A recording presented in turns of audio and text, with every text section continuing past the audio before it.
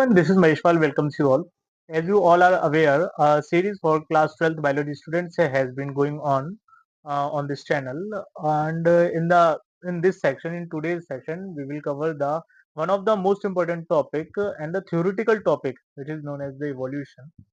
जैसे कि class 12th के स्टूडेंट्स को पता है कि जेनेटिक्स एंड एवोल्यूशन वाली जो यूनिट है, ये सबसे ज्यादा मार्क्स स्कोरिंग यूनिट है। और इसमें भी अगर हम एवोल्यूशन वाले पोर्शन को पकड़ें तो एवोल्यूशन वाला पोर्शन पूरे तरीके से थ्योरेटिकल है। अगर आपने इवोल्यूशन वाले पोर्शन को पूरे तरीके से तैयार कर लिया देन डेफिनेटली आपके उससे रिलेटेड क्वेश्चंस तो हो ही जाने हैं। तो ज्यादा टाइम ना लेते हुए मैं इवोल्यूशन के टॉपिक पर आता हूँ कि आज की क्लास में हम कौन कौन सी चीजें हैं जिनको डिस्कस करेंगे और आगे पढ़ेंगे। तो देखिएगा कि सबसे पहली चीज जो हम आज की क्लास में डिस्कस करेंगे, जैसा कि theories of evolution, right. Theories of evolution में कौन कौन सी चीजें आ जाएंगी, कौन कौन सी थ्योरीज रही जो कि इवोल्यूशन पॉइंट ऑफ व्यू को रिप्रेजेंट कराती हैं, या इवोल्यूशन के प्रोसेस को, इवोल्यूशन का जो पूरा क्राइटेरिया चलता है, जिस तरीके से पूरी की पूरी प्रक्रिया है उसको बताने के लिए कौन कौन सी थ्योरीज रही हैं साइंटिस्ट की, वो सारी चीजें टॉपिक में ओवरऑल में पढ़ेंगे। जैसे कि थ्योरीज रही, आपने देखा कि थ्योरीज वाले पोर्शन को कवर अप करना है। After that contribution of Darwin and Wallace, Charles Darwin and Alfred Wallace, इन दोनों साइंटिस्ट का क्या कंट्रीब्यूशन रहा था इवोल्यूशन को पूरे तरीके से एक्सप्लेन करने के लिए, ये सारी चीजें। एविडेंसेस फॉर द इवोल्यूशन, भाई इवोल्यूशन हुआ है नहीं हुआ है, how will you determine that evolution हुआ है, तो उसके एविडेंसेस क्या हैं, आप किस बिहाफ पर कह सकते हैं कि इवोल्यूशन हुआ है। वो फैक्टर्स, फॉसिल्स रहे, anatomy of species, biogeography, antibiotic resistance, ये सारे के सारे पॉइंट्स हैं जो कि ये रिप्रेजेंट कराते हैं कि हाँ जी सही मायने में एवोल्यूशन हुआ है।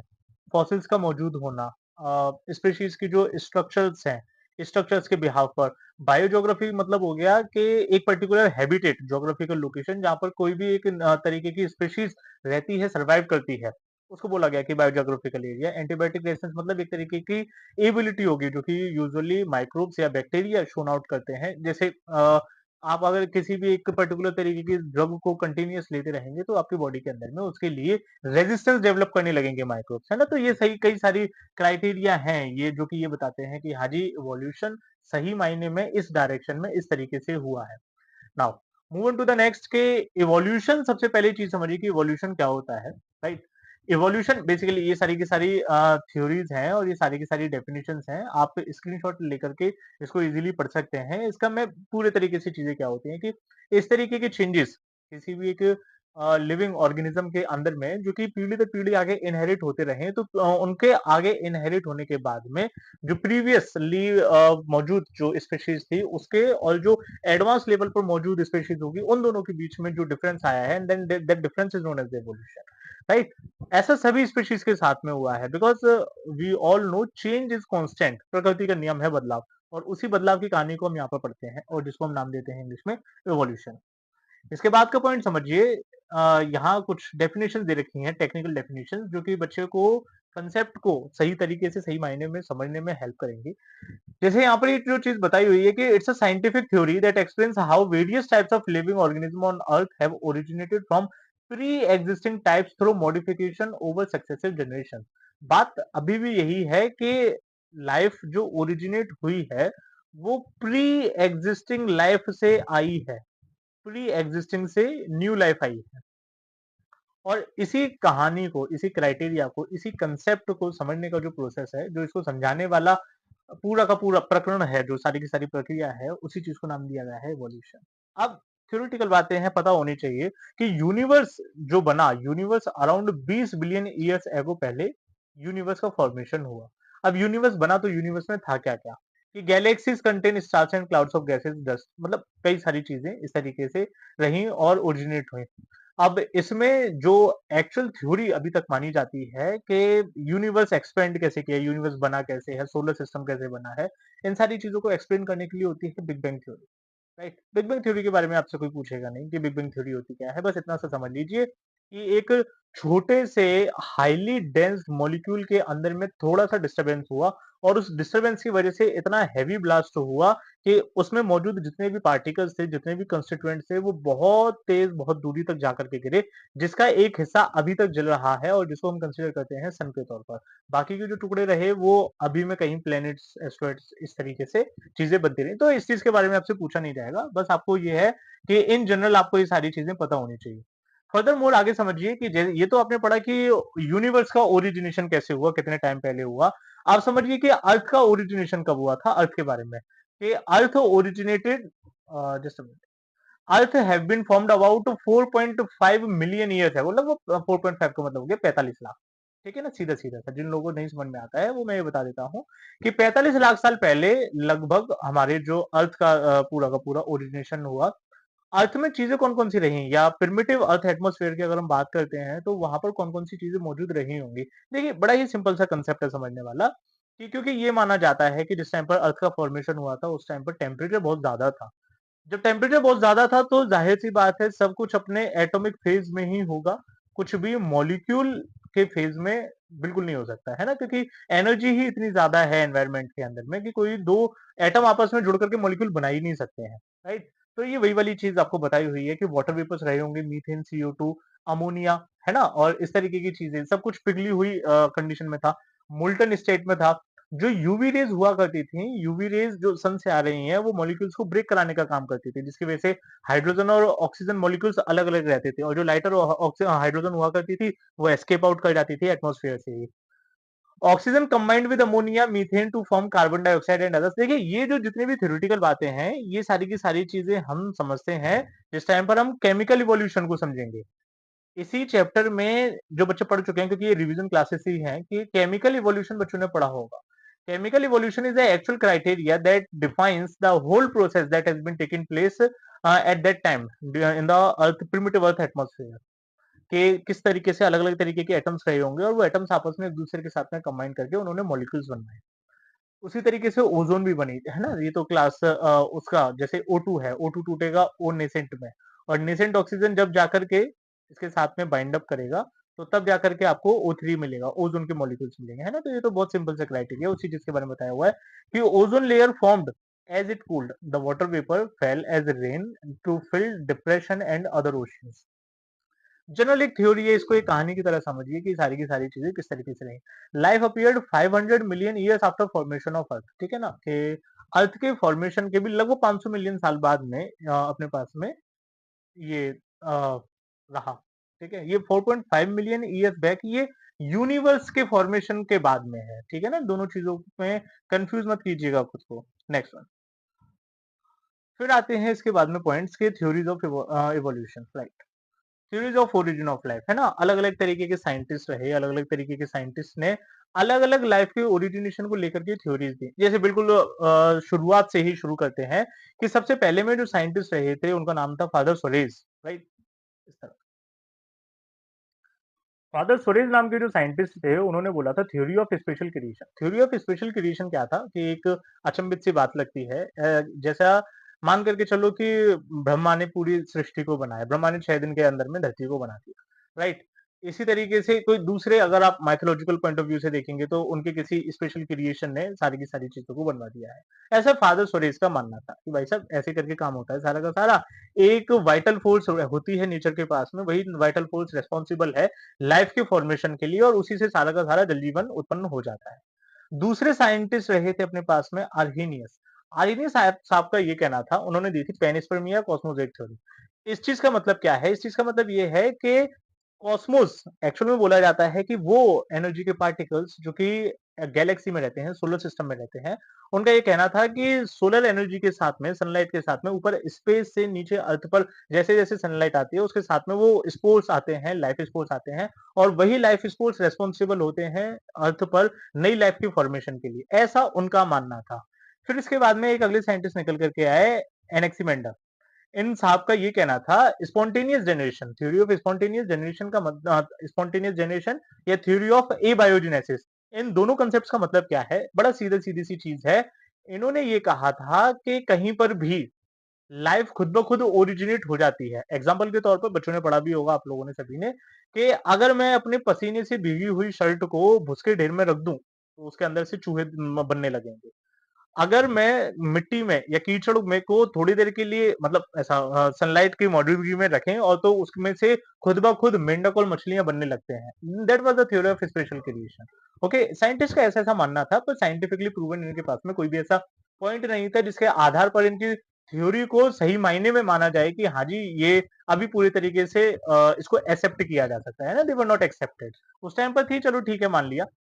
अब जो थ्योरी ऑफ ए बायोजेनेसिस थी या theory of special creation spontaneous generation वाला जो कंसेप्ट था, इसको डिक्लाइन करने वाले जो साइंटिस्ट रहे, that was the F ready. F ready का पूरा नाम था फ्रांसिस्को रेडी। फ्रांसिस्को रेडी साहब ने थ्योरी दी थी, थ्योरी ऑफ बायोजेनेसिस। बायोजेनेसिस का मतलब हो गया कि नई लाइफ हमेशा पुरानी लाइफ से ही ओरिजिनेट करेगी। ये एक्चुअल में तीन साइंटिस्ट थे, एफ रेडी, लुइस पास्टर और एल स्पेलेंजनी।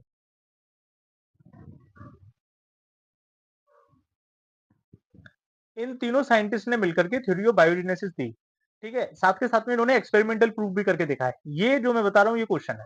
स्वान नेक ट्यूब एक्सपेरिमेंट किसने दिया था? लुइस पास्टर साहब ने दिया था। और इसमें इन्होंने किया क्या था, इस चीज को चाहो तो आप इधर देख सकते हैं, मैंने यहाँ पर ये डायग्राम के फॉर्म में भी समझाया है कि आपने एक इन्होंने एक स्वान नेक ट्यूब लिया था, एक फ्लास्क लिया इस तरीके से।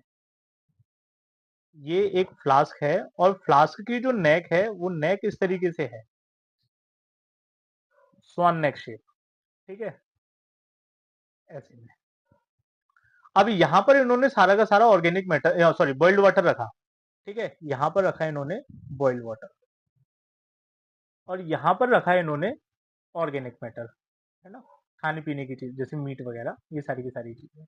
अब इन्होंने ये देखा क्योंकि ये वाली चीज तो एटमॉस्फेयर के कांटेक्ट में थी, लेकिन यहाँ पर बॉइल्ड वाटर था, तो इन्होंने ये देखा कि जितनी भी चीजें आ रही थी नीचे तक में वो बॉइल्ड वाटर में स्टेरल हो जाती थी और उसके बाद में जो चीजें यहाँ तक पहुंचती थी तो वो यहाँ पर पूरे तरीके से फ्री रहता था, इन्फेक्शन फ्री रहता था, किसी भी तरीके के माइक्रोब देखने के लिए नहीं मिला। तो लंबे समय तक देखा ऑर्गेनिक मैटर पूरी तरीके से कैसा बना रहा था, फ्रेश बना रहा। ठीक है, ऑर्गेनिक मैटर में किसी भी तरीके की कोई भी खराबी नहीं निकल करके आई, ना ही किसी माइक्रोब की ग्रोथ हुई, ना ही किसी फंगस की ग्रोथ हुई और ना ही और कोई तरीके का चेंज देखने के लिए मिला। लेकिन अगर क्या किया जाए कि इस ट्यूब को मैंने यहां से ब्रेक कर दिया कि ये जो इसका ट्यूब नेक वाला पोर्शन है ये मैंने पूरे तरीके से ब्रेक कर दिया, तब ये देखा कि अब लंबे समय तक ये ऑर्गेनिक मैटर फ्रेश मेंटेन्ड नहीं है। अब इसमें स्टेलिंग शुरू होने लगी, अब इसमें फंगस ग्रोथ शुरू हो गई। और ये सारी की सारी चीजें किसने करवाई थी? ये करवाई थी लुइस पास्टर ने। लुइस पास्टर ने दिया था, एक्सपेरिमेंटल प्रूफ दिया था कि हमेशा जो नई लाइफ है वो पुरानी मौजूद लाइफ से ही ओरिजिनेट करेगी, कभी भी लाइफ खुद ब खुद से नहीं बन सकती है। और उसी चीज को इन्होंने यहाँ पर एक्सपेरिमेंटल फॉर्म में बताया। फर्दरमोर अब इसके बाद में चीजें जो बताई जाती हैं कि भाई ये सारे एक्सपेरिमेंट्स है, इसके बाद में बताया कि आपको केमिकल इवोल्यूशन के बारे में। देखिए, chemical evolution one of the best theory to be explained कि हाँ जी लाइफ ओरिजिनेट किस तरीके से हुई है। भैया हम लोग जो देखते हैं ये बायोलॉजिकल इवोल्यूशन है, जैसे इंसानों की उत्पत्ति बंदरों से मान लेते, मतलब ऐसा कहा जाता है कि we have evolve from the apes, हम एप्स से इवॉल्व हुए हैं, then it's an example of biological evolution. But how the apes have been formed, कि एप्स उनसे पहले से बने। अब क्वेश्चन उठते उठते उठते वहां तक पहुंचता है कि भैया सबसे पहला सेल कब बना होगा, है ना। How the first cell being originated, किस तरीके से ओरिजिनेट हुआ होगा। Then the most suitable and favourable answer for such type of questions is that के biological evolution always takes place after the chemical evolution. It means chemical evolution precedes the biological evolution always. पहले chemicals में फेरबदल हुआ, पहले chemicals में change हुआ, पहले chemical molecules बने और केमिकल मॉलिक्यूल्स बनने के बाद में धीरे धीरे धीरे करके वो बायोलॉजिकल मॉलिक्यूल्स या बायोलॉजिकल इवोल्यूशन के रुख की तरफ में मुड़े। अब इन चीजों के बारे में किसने बताया? Then the very first scientist that explained about the chemical evolutions had been taken place at that time particular, that was the Oparin and Haldane. ये दो साइंटिस्ट रहे, राइट। ओपेरन हेल्डेन ने बताया कि साहब जो मॉलिक्यूल्स होते हैं, जैसे सबसे पहले में जो मौजूद होती है, सबसे पहले में होती है एटॉमिक स्टेज। ठीक है, एटॉमिक स्टेज के बाद में फिर आते हैं मॉलिक्यूलर स्टेज। मॉलिक्यूलर स्टेज के बाद में आएगा कि सिंपल ऑर्गेनिक है, और सिंपल ऑर्गेनिक के बाद में आएंगे कि कॉम्प्लेक्स ऑर्गेनिक है। ठीक है, तो ये जो इवोल्यूशन सीरीज आपको देखने के लिए मिली है यही केमिकल इवोल्यूशन है ना। मैं इसको बहुत ज्यादा लेबोरेटेड वे में नहीं बता रहा हूँ, बट मैं आपको एक आइडिया दे रहा हूँ कि ये इवोल्यूशन एक्चुअल में इस तरीके से हुआ है ना। कि सबसे पहले एटम्स हैं, हाइड्रोजन हाइड्रोजन के एटम्स है, ऑक्सीजन ऑक्सीजन के एटम्स है। जैसे जैसे टेम्परेचर कूल डाउन हुआ, क्योंकि टेम्परेचर प्रिमिटिव अर्थ का टेम्परेचर बहुत ज्यादा था, जैसे जैसे टेम्परेचर कूल डाउन हुआ तो जो एटम्स हैं वो एक दूसरे के पास में आने लगे, और जब एटम्स एक दूसरे के पास में आने लगे तो एटम से क्या है, मॉलिक्यूल्स बनेगी, मॉलिक्यूलर स्टेज बन गई। अब मॉलिक्यूलर स्टेज में भी अलग अलग तरीके के, पहले तो होमो एटॉमिक रहे होंगे, जाहिर सी बात है कि एच एच मिलकर के एच टू बना, ओ मिलकर के ओ टू बना। पहले होमो एटॉमिक रहे होंगे, फिर हेट्रो एटॉमिक बने, और हेट्रो एटॉमिक में जैसे एच और ओ मिलकर के एच टू बन गया तो वाटर बन गया, नाइट्रोजन और हाइड्रोजन मिलकर के बना तो वो अमोनिया बन गया, कार्बन और हाइड्रोजन मिलकर के बना तो वो मीथेन बन गया। Methane was the first organic molecule या ऑर्गेनिक कंपाउंड, आप कह सकते हो कि CH4 जो रहा, क्योंकि सबसे ज्यादा सिंपलेस्ट टाइप का रहता है, इसी को कंसिडर किया जाता है फर्स्ट ऑर्गेनिक कंपाउंड। ये क्वेश्चन है, ठीक है, ये क्वेश्चन पूछा जाता है कि पहला ऑर्गेनिक कंपाउंड कौन सा रहा अपने पास में, दैट्स द CH4, याद रखना, ठीक है। फिर मॉलिक्यूलर स्टेज के बाद में सिंपल ऑर्गेनिक मॉलिक्यूल्स बने होंगे, सिंपल ऑर्गेनिक मॉलिक्यूल्स के बाद में कॉम्प्लेक्स ऑर्गेनिक मॉलिक्यूल्स बने। सिंपल ऑर्गेनिक में जैसे कि आपका मीथेन हो गया, जैसे कि एल्कोहल हो गया, है ना, सिंपल सिंपल टाइप के हो गए, राइट। फिर उसके बाद में इनके कॉम्प्लेक्स बने, जैसे कार्बोक्सिलिक एसिड्स बन गए, है ना, कार्बोक्सिलिक एसिड्स बन गए, और फिर उसके बाद में एल्कोहल, सेकेंडरी एल्कोहल बने, कार्बोक्सिलिक एसिड्स रहे, इनसे जुड़ जुड़ करके दूसरे तरीके के मॉलिक्यूल्स बने, जैसे कि शुगर बना, राइट। जैसे शुगर में हम देखते हैं ना कि एक इसके पास में एल्डिहाइड ग्रुप होगा, इसमें सेकेंडरी एल्कोहल्स होंगे, फिर इसमें एक प्राइमरी एल्कोहल होगा, तो इस तरीके के मॉलिक्यूल्स आपस में जुड़ने लगे, अमीनो एसिड्स बने, राइट ना, फैटी एसिड्स बने, ट्राइग्लिसराइड्स बने। और जब ये वाली सारी की सारी चीजें बन गई तो उसके बाद में जैसे ग्लूकोज रहा, ग्लूकोज वाले मॉलिक्यूल्स आपस में आकर के एक दूसरे के साथ में अटैच हो गए, लिपिड्स हैं, प्रोटीन्स हैं, उन्होंने बाहर की पेरीफेरी बनाई, तो उससे क्या बना, फर्स्ट सेल बना, जिसको कि सबसे पहला नाम दिया गया प्रोटोबायोन्ट्स, याद रखना, ठीक है ना, प्रोटोबायोन्ट्स रहे। फिर यहां से पूरे तरीके से बायोलॉजिकल इवोल्यूशन की शुरुआत हो गई, ओके ना। तो ये जो ऊपर का केमिकल इवोल्यूशन वाला क्राइटेरिया है, इसको समझाने वाले जो साइंटिस्ट रहे, that were the Oparin and हेल्डेन, है ना। ओपेरन हेल्डेन ने ना अपनी थ्योरी दी थी। ओपेरन हेल्डेन ने कहा कि भाई साहब, हो सकता है कि प्रिमिटिव अर्थ का टेम्परेचर इस तरीके का रहा होगा, इस तरीके के मॉलिक्यूल्स मौजूद रहे होंगे, और इस तरीके का चेंजेस देखने के लिए मिला होगा। ओपेरन हेल्डेन की बात को पकड़ा, और एक्सपेरिमेंटल प्रूफ देने वाले साइंटिस्ट रहे स्टैनली मिलर। मैं यहाँ नीचे इनका नाम लिख दे रहा हूँ, ये जो लिखा हुआ है ना एस एल मिलर, ये थे Stanley Miller. Stanley Miller with sir Harold Urey, इनके जो टीचर रहे, उनके साथ में मिल करके इन्होंने इसको एक्सपेरिमेंटल प्रूफ दिया, जो ओपेरन हेल्डेन के कंसेप्ट से केमिकल इवोल्यूशन के, उन्होंने इस चीज को लैब में करके दिखाया। उन्होंने लैब में करके जो दिखाई, ये सेटअप है, ये क्वेश्चन है, ये भी याद रखना, ये भी क्वेश्चन है, ये आता है एसएल मिलर का एक्सपेरिमेंट किस तरीके से काम करता है। तो जरा चीजों को यहाँ पर समझिएगा कि ये जैसे इन्होंने ये जो फ्लास्क लिया है ए वाला, इस फ्लास्क के अंदर में उन्होंने कंस्टिट्यूएंट मॉलिक्यूल्स वो लिए हैं जो कि प्रिमिटिव अर्थ पर मौजूद रहे होंगे, है ना, जैसे हाइड्रोजन है, अमोनिया है, मीथेन है, वाटर नहीं है, वाटर वेपर्स है, वाटर वेपर्स रहे होंगे, क्योंकि वाटर इतने हाई टेम्परेचर पर सस्टेन ही नहीं कर सकता है। The temperature was around 800 degree Celsius, ठीक है ना, याद रखना। इन्होंने इलेक्ट्रिक स्पार्क के थ्रू इस चीज को यहाँ पर कराने की कोशिश करी। और इसके लिए ना एक कोड याद रखना, कई बार ऐसा एमसीक्यू में क्वेश्चन आ जाता है कि हाइड्रोजन, अमोनिया और मीथेन का रेशियो क्या रहा होगा, ठीक है। तो याद रखना, हम 212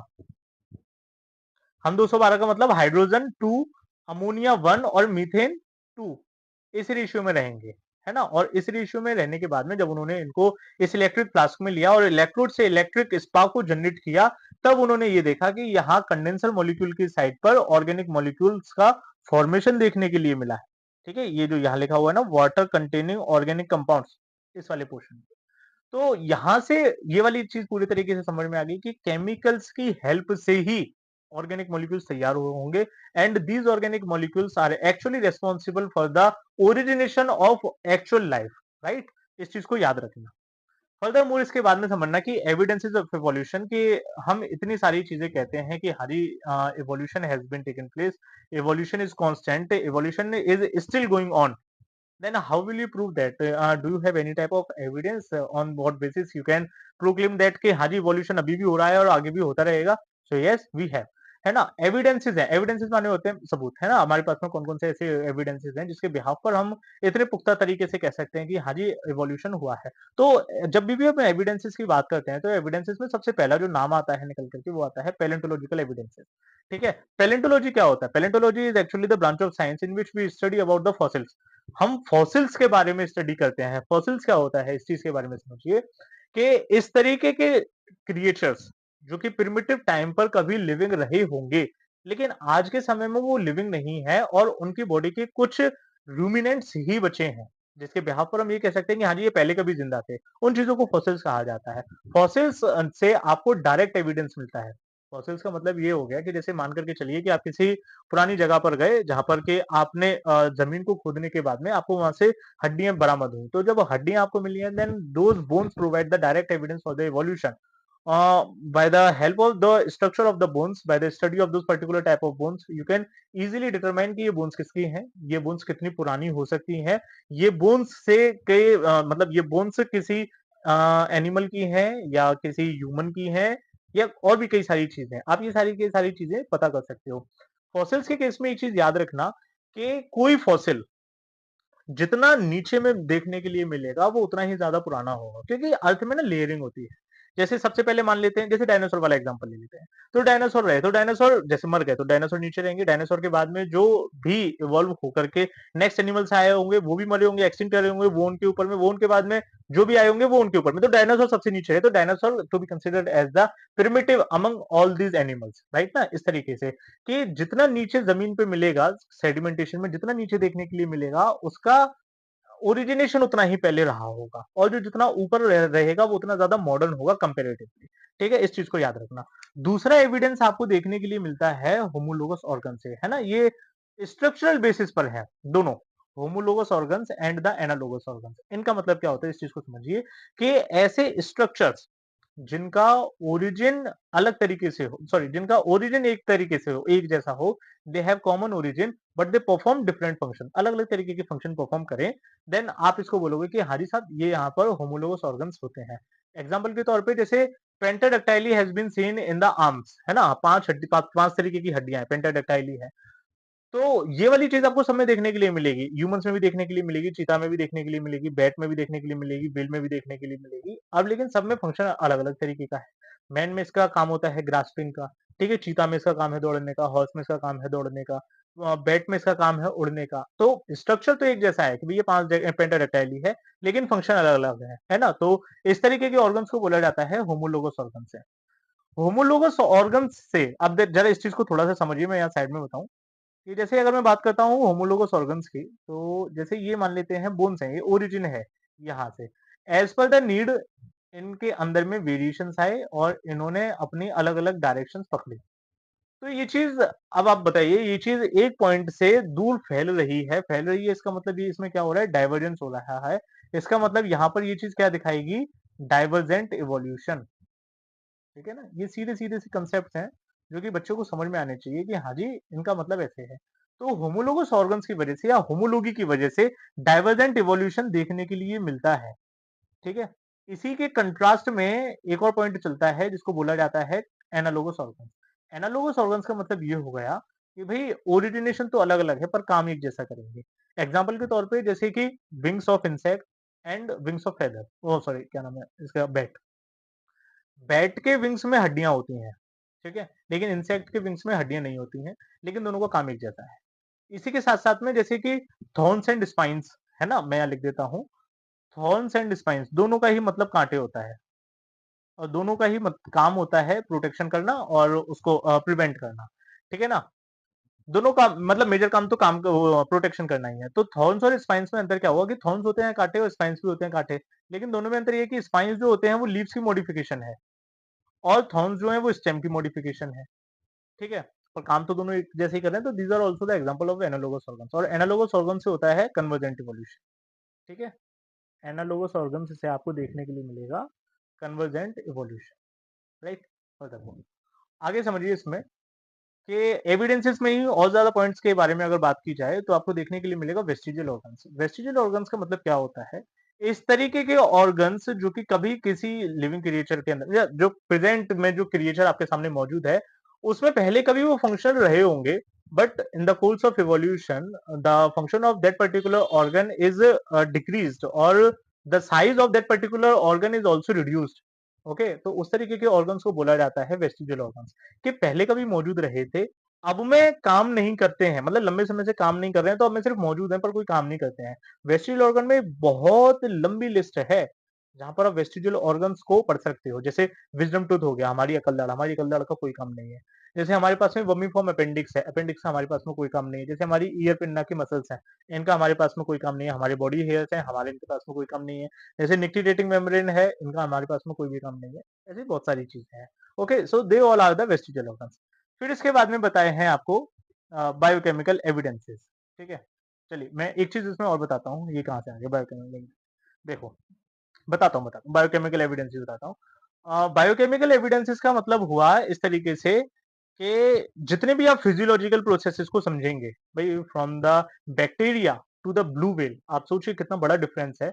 लेकिन आप एक चीज ये देखना कि HCl हमेशा गैस्ट्रिक जूसेस में मौजूद रहेगा, ठीक है? स्टमक का मीडियम हमेशा एसिडिक रहेगा, इंटेस्टाइन का मीडियम हमेशा एल्कलाइन रहेगा, सलाइवा का जो काम है कि उसमें सलाइवरी अमाइलेज है, उसका काम वही रहेगा। मतलब फिजियोलॉजिकल प्रोसेसेस चेंज नहीं होते हैं, बायोकेमिकल प्रोसेसेस चेंज नहीं होते हैं, right? This is the beauty of the science कि बायोकेमिकल एविडेंसेस आपको इस तरीके से प्रूव करते हैं कि भाई बैक्टीरिया और ब्लू व्हेल भी एक दूसरे से लिंक्ड है, कैसे कि दोनों लिविंग है, ठीक है? दोनों के अंदर में जो लाइपेज है, lipase enzyme lipid digesting enzyme है, वो पूरे लिविंग वर्ल्ड में हमेशा लिपिड को डाइजेस्ट कराने का काम करेगा।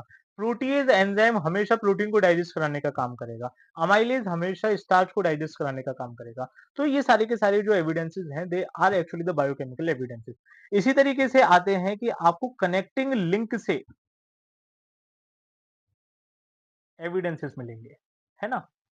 कनेक्टिंग लिंक चलते हैं अलग अलग तरीके के। जैसे एक बड़ा ही मोस्ट कॉमन एग्जांपल देखने के लिए मिलता है, जैसे वायरस के बारे में बात कर लेते हैं कि वायरस भी तो एक कनेक्टिंग लिंक है। Virus is the connecting link between living and non living, ठीक है? इसी तरीके से जैसे आर्किप्टेरिक्स है, ये बहुत बड़ी लिस्ट है, मैं आपको साथ में शेयर करूंगा, है ना? आर्किप्टेरिक्स है, archaeopteryx is the connecting link between reptiles and birds, है ना? उड़ने वाला डायनासोर, आम भाषा में बोला जाए तो रेप्टाइल्स और बर्ड्स के बीच में जो कनेक्टिंग लिंक रहा, दैट वाज द आर्किप्टेरिक्स, है ना? तो ये भी क्या प्रोवाइड कराता है, they are also provide the evidence इसके, हाँ जी, इवोल्यूशन इस तरीके से हुआ है। अब जरा इस चीज को समझिए कि बायोजियोग्राफिकल एविडेंसेस का मतलब हुआ कि एक पर्टिकुलर ज्योग्राफिकल एरिया में, एक पर्टिकुलर हैबिटेट में अगर कोई लिविंग ऑर्गेनिज्म रहता है ना? तो उसके रहने के बेसिस पर, मतलब जैसे आप, मैं इसको दूसरे तरीके से एग्जांपल के साथ में समझाऊं, बायोजियोग्राफिकल एविडेंसेस में कि एक साइंटिस्ट रहे, that was the Charles Darwin, ठीक है? चार्ल्स डार्विन ने जिस टाइम पर HMS वीगल में 5 साल का अपना सी वोयेज किया था, तो वो पहुंचे थे साउथ अमेरिका में, एक आइलैंड था गैलापागोस आइलैंड। गैलापागोस आइलैंड की खास बात ये थी कि उसमें एक बड़े बड़े साइज के टोटोइज मौजूद थे, ठीक, कछुए थे बड़े बड़े साइज के, इसलिए उसका नाम गैलापागोस आइलैंड रखा। अब गैलापागोस आइलैंड पर डार्विन साहब ने देखा, जब पूरे तरीके से उसको विजिट किया, तो उन्होंने वहां पर पाया डार्विन फिंचेस, बर्ड, एक बर्ड की ब्रीड रही, कैटेगरी रही, और उन्होंने उसमें ये देखा कि सेम टाइप की बर्ड है, सेम स्पीशीज है, और सेम हैबिटेट में है ना? नीश अलग है, आप समझिएगा शब्दों का खेल, कि हैबिटेट सेम है, एक आइलैंड पर है, लेकिन नीश अलग है। तो नीश अलग होने की वजह से उन बर्ड्स के अंदर में एडेप्टेशन आ गए, है ना? That is known as biogeographical evidences, कि सेम जगह पर रह रहे हैं, लेकिन अलग अलग तरीके की अवेलेबिलिटी होने की वजह से, अलग अलग तरीके के फूड रिसोर्सेज की वजह से उनके अंदर में अलग अलग तरीके के चेंजेस देखने के लिए मिले हैं, है ना? और ये जीता जाता सा एग्जाम्पल मिला आपको डार्विन फिंचेस में देखने के लिए। और क्योंकि उनके एनवायरमेंट में हैबिटेट, नीश में कह लो ज्यादा सही रहेगा, कि उनके नीश में चेंज आने की वजह से उन्होंने अपने अंदर में जो एडेप्टेशंस करे, और एडेप्टेशंस आने की वजह से उनमें चेंजेस आए, and that is known as the adaptive radiations. तो डार्विन फिंचेस में अलग अलग तरीके की बीक डेवलप कर गई, ठीक है? जहां पर फ्रूट अवेलेबल ज्यादा था, वो फ्रूट ईटिंग बनी, जहां पर इंसेक्ट्स की अवेलेबिलिटी ज्यादा थी, वो इंसेक्ट ईटिंग बनी, जहां पर सीड्स अवेलेबल थे, उनकी बीक उस हिसाब से अपने आप में एडेप्टेशंस कर गए, ठीक है? It's an evolutionary process in which N ancestral stock give rise to new habitat and new ways of life। Okay ना? एडेप्टिव रेडिएशंस इस चीज के लिए बोला गया है। ये देखिए, ये बायोजियोग्राफी में नेक्स्ट में ये आपको जो स्लाइड दिखाई हुई है, इसमें डार्विन फिंचेस के बारे में ही बताया गया है कि Galapagos finches are known for having different beak shapes, size and functions depending on the island they live on, है ना? Depending on the resources on that particular island, है ना? ऑन दे लिव ऑन, ठीक है? जहां पर वो रहते थे और वहां पर किस तरीके की रिसोर्सेज अवेलेबल हैं, इसके बिहाफ पर इन्होंने इसको सारी की सारी चीजों को रखा।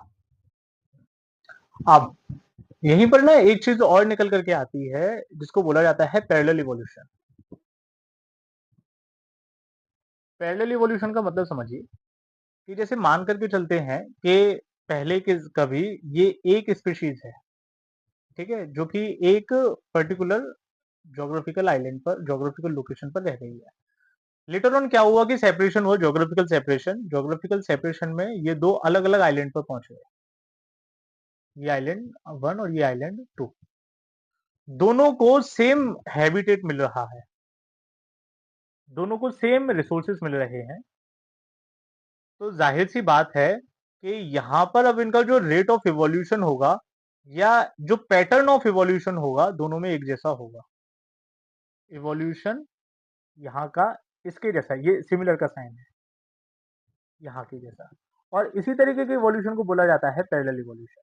ठीक है, कि जहां पर है तो ज्योग्राफिकल सेपरेशन है, दो अलग अलग आइलैंड्स पर रहते हैं, लेकिन दोनों को रिसोर्स अवेलेबिलिटी, दोनों को हैबिटेट की अवेलेबिलिटी एक जैसी अगर मिल जाए तो दोनों में रेट ऑफ इवोल्यूशन और इवोल्यूशन का पैटर्न एक जैसा रहता है। और उसी तरीके की इवोल्यूशन को बोला जाता है पैरेलल इवोल्यूशन। ऐसा किसके अंदर में देखने के लिए मिलता है? As seen in marsupial mammals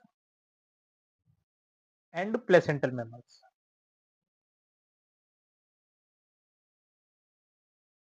आपकी एनसीईआरटी की बुक में ये चीज दे रखी है। मार्सुपियल्स बोले गए हैं ऑस्ट्रेलिया में रहने वाले, है ना, प्लेसेंटल बोले गए हैं एशिया में रहने वाले।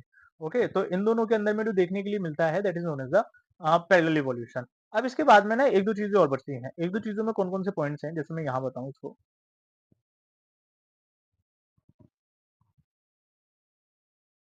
जैसे एम्ब्रियोलॉजिकल एविडेंसेस, इसमें ना कुछ साइंटिस्ट के नाम याद रखना। एम्ब्रियोलॉजिकल एविडेंसेस में जो सबसे पहले साइंटिस्ट का नाम याद रखना दैट इज अर्नस्ट बोयर। ठीक है, जो साइंटिस्ट का नाम आएगा यहाँ पर दैट इज,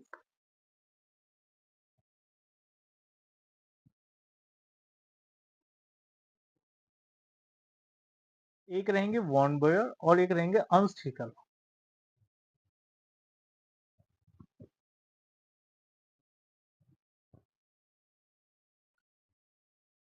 एम्ब्रियोलॉजिकल एविडेंसेस के बारे में वॉन बेयर ने बताया। अर्नस्ट हिकल साहब ने दी थी थ्योरी ऑफ रिकैपिचुलेशन थ्योरी, है ना, रिकैपे रिकैपिचुलेशन थ्योरी। रिकैपिचुलेशन थ्योरी का मतलब क्या होता है, स्पेलिंग देखना। रिकैपिचुलेशन थ्योरी का मतलब होता है कि ऑन्कोजेनी रिपीट्स फाइलोजेनी। इसका मतलब क्या है कि प्रिमिटिव कैरेक्टर्स अपने आप को पहले रिप्रेजेंट करते हैं और जो एडवांस्ड कैरेक्टर्स हैं वो अपने आप को बाद में रिप्रेजेंट करेंगे। इसका मतलब क्या है? इसका मतलब बड़ा सीधा सीधा सा है कि मैं एग्जांपल के साथ में समझाता हूं। जैसे कि आपको पता है कि जो वर्टिब्रेट्स हैं, वर्टिब्रेट्स में जो फॉर्मेशन हुआ है उनमें सबसे पहले पाइसिस है, देन उसके बाद में एम्फीबियंस है, देन रेप्टाइल्स हैं, देन बर्ड्स हैं और फिर मैमल्स हैं। अब अगर मैं इंसानों के बच्चे के डेवलपमेंट की बात करता हूँ एम्ब्रियोलॉजी के बेसिस पर, तो सबसे पहले उस बच्चे के अंदर में जब हार्ट बनता है तो हार्ट टू चैम्बर्ड हार्ट बनता है। Two chambered heart is the characteristic of fishes. Two chambered heart के बाद में फिर बनता है उसके अंदर में three chambered heart. Three chambered heart is the characteristics of amphibians and reptiles. तीन के बाद में साढ़े तीन चैम्बर्ड बनेगा, उसके बाद में चार चैम्बर्ड का बनेगा। ठीक है, तो सबसे पहले उसके अंदर में फिशेस वाले कैरेक्टर देखने के लिए मिले।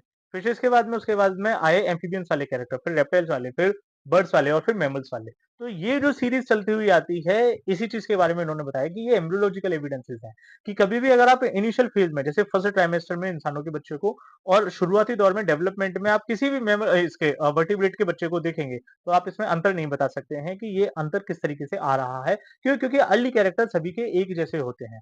सो these are actually the few evidences that clearly denotes कि हाँ जी evolution has been taking place in this manner. Okay, अच्छा, ये सीरीज थोड़ी लंबी हो जाएगी, थोड़ी लेंदी हो जाएगी आप लोगों के लिए भी, और एक बार में इतने ज्यादा चीजें नहीं आएंगी। तो अगली जो क्लास आएगी, इट मीन्स कल की जो क्लास आएगी उसमें हम बाकी के बचे हुए कंसेप्ट को पढ़ेंगे। साथ के साथ में जो इससे रिलेटेड न्यूमेरिकल्स आते हैं, पर्टिकुलरली इस टॉपिक में न्यूमेरिकल्स भी आते हैं, ये भी मजे की चीज है। और न्यूमेरिकल्स आपको अगर एक बार में समझ में आ गए तो वो आपके, और अगर नहीं है तो वो छूट जाता है, और होते बहुत सिंपल है। इस चीज को भी याद रखना। तो आज की क्लास को तो खैर यहीं सस्टेन करते हैं, later on we will continue tomorrow. तो होपफुली आप लोगों को ये सारी की सारी चीजें समझ में आई होंगी एंड क्लास को इसी एनर्जी के साथ में कंटिन्यू रखेंगे। अगर आपका इस टॉपिक से रिलेटेड किसी भी तरीके का डाउट होता है देन आप इसको कमेंट सेक्शन में डाल सकते हैं। Thanks for watching, keep learning, keep growing. Thank you.